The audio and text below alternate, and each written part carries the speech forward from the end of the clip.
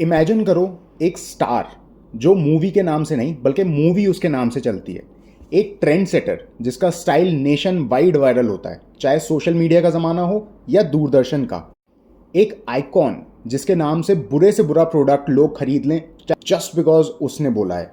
एक इन्फ्लुएंसर जो देश को इतना इन्फ्लुएंस कर दे कि उसके कहने पर लोग मिनिस्टर, चीफ मिनिस्टर तक बन जाए। उसके नाम की वजह से उसके पास के 50 लोगों का कैरियर बन जाए। ये सब सुन के किसका नाम दिमाग में आता है? If you are of my age then Shahrukh, Salman या आमिर। अगर आप मुझसे बड़े हो तो शायद अमिताभ, धर्मेंद्र, राजेश खन्ना। और अगर आप मुझसे छोटे हो तो शायद Ranbir Kapoor. But who else? Ranbir Kapoor के अलावा कौन है बॉलीवुड में जिसको आप सुपरस्टार बोल सकते हो? और रणबीर भी फुल फ्लेजेड सुपरस्टार नहीं है अभी।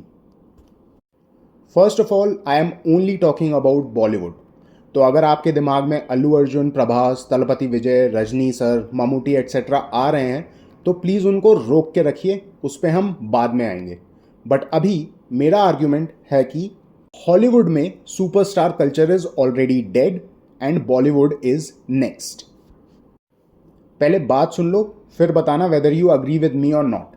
2023 में एक कास्टिंग एजेंसी ने एक सर्वे कराया था जिसमें उन्होंने लोगों से 5 ऐसे स्टार्स गिनाने को कहा था जिनकी मूवी वो थिएटर में देखना पसंद करेंगे। इस सर्वे के रिजल्ट से टॉप 3 स्टार्स निकल कर आए: Tom cruise, the rock and Tom Hanks. But इस सर्वे से जो सबसे ज़्यादा मज़ेदार बात निकल कर आई वो थी एवरेज एज। इस सर्वे के टॉप 20 स्टार्स की एवरेज एज इज 57 ईयर्स।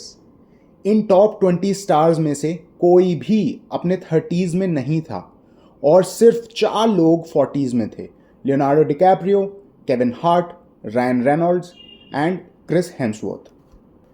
इस सर्वे ने ये प्रूव कर दिया है कि हॉलीवुड में असली स्टार पावर अभी भी ज़्यादातर उन स्टार्स के पास है जो एक्चुअली 90s से ही सुपरस्टार्स हैं।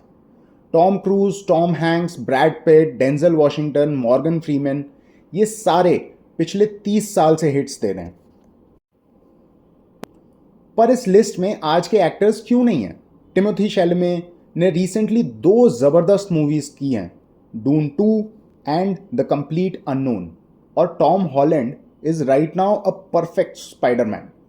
फीमेल एक्टर्स की बात करें तो Zendaya is quite famous, but for some reason आज लोग जेनजी या मिलेनियल एक्टर्स पर इतना भरोसा नहीं करते हैं जितना 90s में लोग लियोनार्डो डिकैप्रियो या टॉम हैंक्स पर करते थे।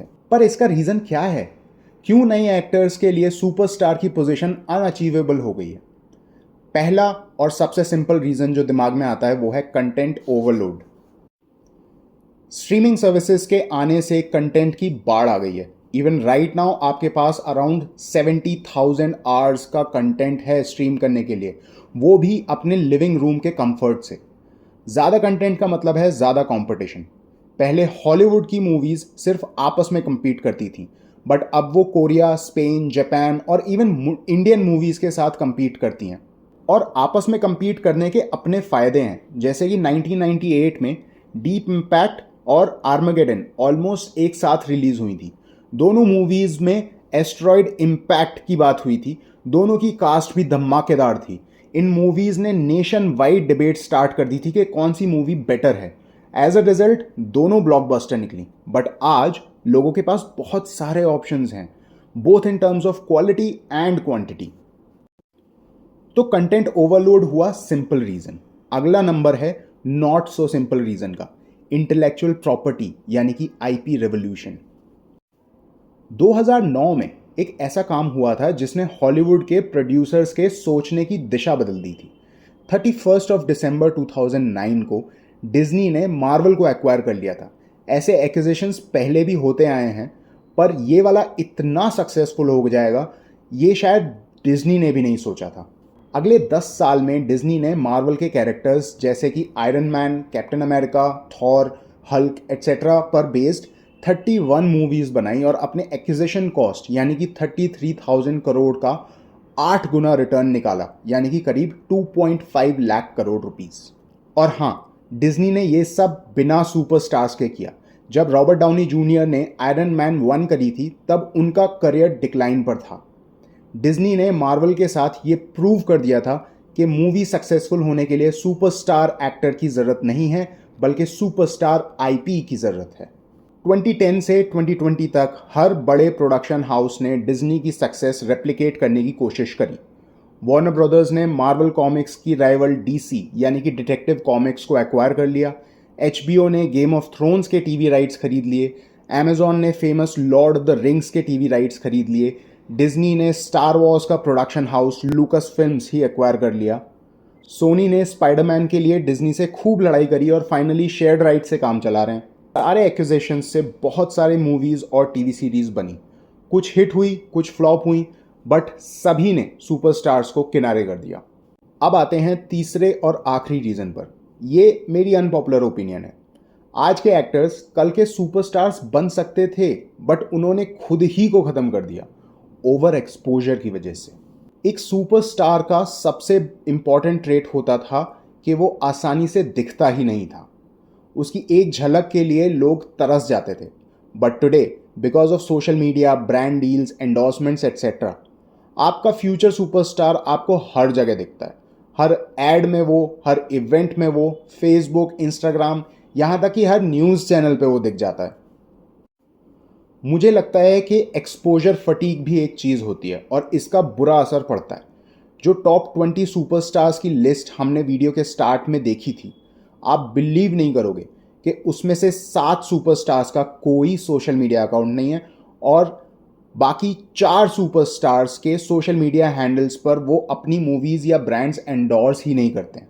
एंजेलिना जॉली के ओनली 96 पोस्ट्स हैं इंस्टाग्राम पर और लियोनार्डो डिकैप्रियो सिर्फ एनवायरमेंटल अवेयरनेस के पोस्ट डालते हैं। ऑल्सो रणबीर कपूर का भी कोई सोशल मीडिया अकाउंट नहीं है, राइट? अब रणबीर की बात कर ही रहे हैं तो लेट्स टॉक अबाउट बॉलीवुड। तो जो 3 फैक्टर्स हमने हॉलीवुड के केस में डिस्कस किए थे, देखते हैं बॉलीवुड पर वो कितने अप्लाई होते हैं। First, content overload. हॉलीवुड हो या फिर Bollywood, content overload applies on everyone. Recently Salman की सिकंदर फ्लॉप हो गई। ऑफ कोर्स मूवी ही घटिया थी, बट मार्च 2025 में सिकंदर के रिलीज से पहले एटलीस्ट 15 नोटेबल सीरीज या मूवीज रिलीज हुई थी, इंक्लूडिंग खाकी, द बंगाल चैप्टर, दुपैया एंड देवा का ओटीटी रिलीज। इमेजिन करो कितने लोग होंगे जिन्होंने सिकंदर जैसे स्लॉग फेस्ट के ऊपर खाकी जैसा मास्टरपीस चूज किया होगा। Good decision I would say. Second, IP revolution. ये भी बॉलीवुड में आ गया है पर एक अलग ढंग से डोमिनेट कर रहा है। आपने ध्यान दिया होगा कि 90s या 2000s की बहुत सारी हिट मूवीज़ के पार्ट 2, पार्ट 3 बन रहे हैं। इसका रीज़न यही है कि इन प्रोडक्शन हाउसेस के पास हिट मूवीज़ के राइट्स हैं। क्योंकि ये मूवीज़ अपने टाइम की हिट मूवीज़ हैं, प्रोडक्शन हाउसेस चाहते हैं कि वो इनकी सक्सेस को और भुनाएं। अजय देवगन की ही अपकमिंग मूवीज़ देख लीजिए, रेड 2, दे दे प्यार दे 2, सन ऑफ सरदार 2, गोलमाल 5, धमाल 4, दृश्यम 3, शैतान 2।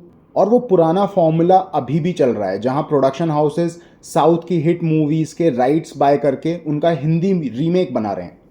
अनलाइक हॉलीवुड, बॉलीवुड अभी भी इन मूवीज़ से पैसे कमाने के लिए स्टार पावर का यूज़ कर रहा है।